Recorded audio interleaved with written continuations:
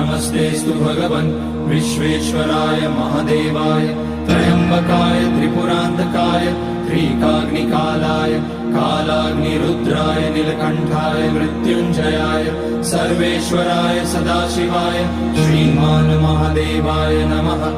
ॐ नमः शम्भवाय च मयोभवाय च नमः शङ्कराय च मयस्कराय च नमः शिवाय च शिवतराय च।